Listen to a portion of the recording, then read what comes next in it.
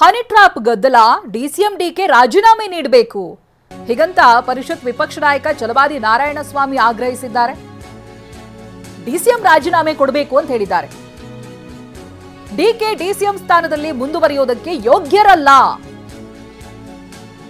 DCM ಶಿವಕುಮಾರರನ್ನ CM Siddaramaiah ಉಚ್ಚಾಟಿಸಲಿ.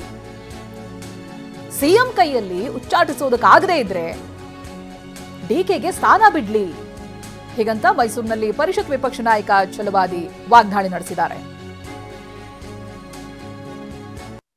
DK Shivakumar ಯಾವುದೇ ಕಾರಣಕ್ಕೆ ಆ ಒಂದು ಸ್ಥಾನದಲ್ಲಿ ಮುಂದುವರಿಯಲಿಕ್ಕೆ ಯೋಗ್ಯರಲ್ಲ.